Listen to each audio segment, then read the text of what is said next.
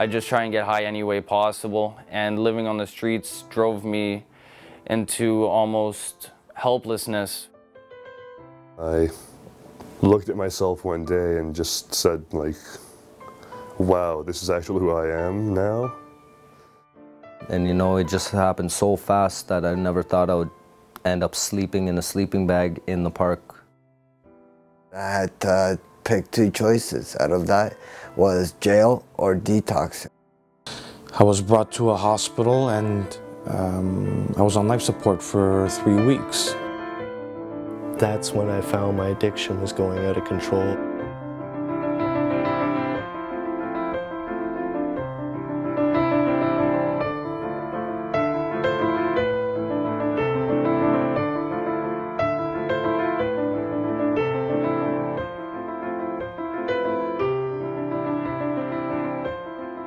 Vitanova exists for our community, and it is for all of the people. It belongs to the people. I've always praised the organization because I believe that Vitanova plays a very important role in our community. What more important role is there than to give somebody a new life? That's exactly what this organization means. They come in very sad, not having any confidence, and then they leave with their heads held high, and they look good and they feel good, and it actually comes out in what they say. They're not angry anymore. You know, they're more soft-spoken, they're more at peace. There's a calmness to them, and you can see that. I was in the full throes of my addiction. I made a phone call to Vitanova, and I spoke to Cindy.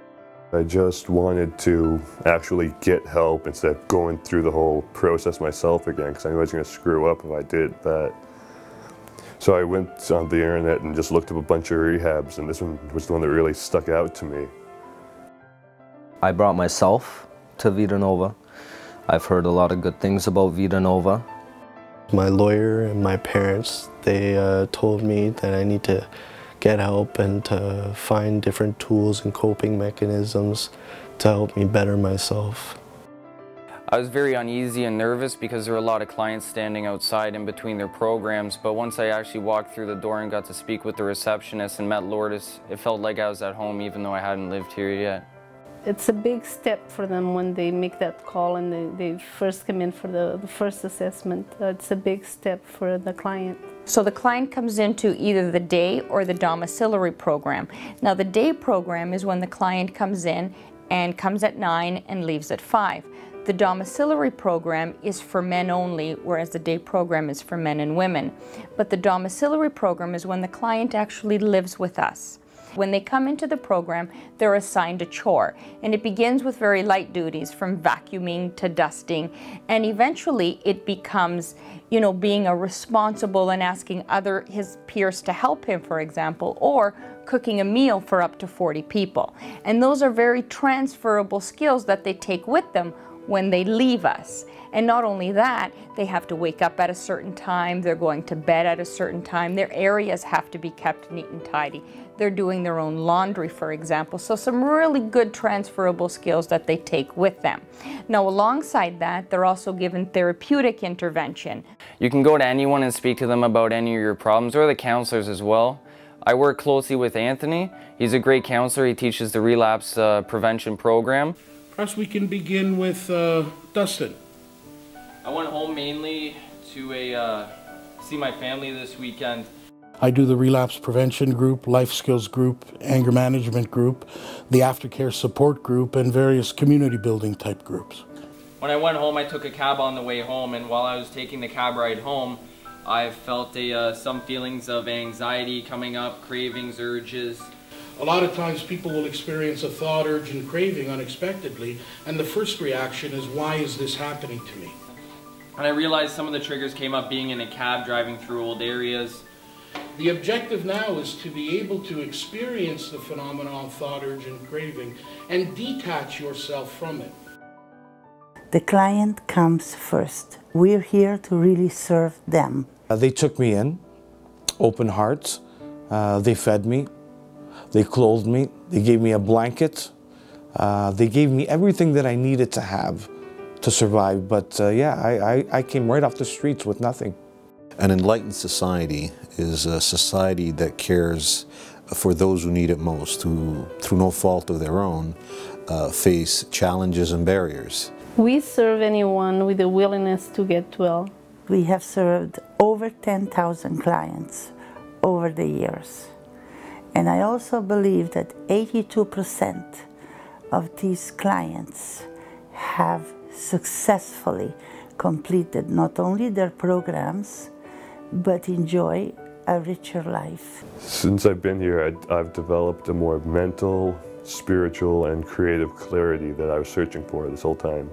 It's not just a challenge for themselves, but it's society that needs to say, if we want to achieve our full potential, if we want to be the very best community, the very best society that we can possibly be, we need to make sure that people can achieve their full potential. Community building allows us the opportunity to be able to illustrate or impress upon the clients the importance about how their interaction with one another becomes an essential component of the healing process.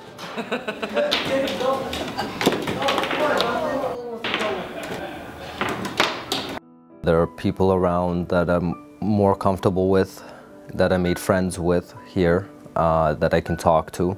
Part of the role is listening to them, seeing how they frame it, help guide them through and in a very practical and very achievable way, sort of put a framework around what moving forward would look like for them.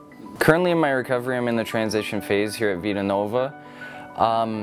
In the transition phase, it's where people have completed the main program, worked out all their past issues in relationships and addictions, and they're moving forward for their future. Currently, I'm moving forward to York University to complete a Bachelor in Business Administration. More often than not, you see the beauty of that shift into this awakening of the kind of life that they deserve, that they envisioned or never thought they could achieve, and it's quite rewarding and enriching when that does actually happen. Vitanova's helped me see a lot more light and positive into things and how to change your perspective on things, to see things in people's different point of views and not just your own. At this stage in my recovery, I'm trying in my way to give back to Vitanova. The work is there, my work outside, so Vitanova has given me a chance that when I do get into transition that I get to step out and start working and come back to a safe house. One of the things that I'm most grateful for having experienced is to be able to have the privilege of working along clients and watching them along their journey become who they really are. You know, I got a second chance in life. It's like I got revived with Vitanova here. I'd like to thank you, Franca, for giving me my life back, helping me reconnect with my family, and motivating me and helping me progress forward to a better life. Thank you. I'm thankful for the ability to be grateful for what I have. It's not my right to be here, it's a privilege.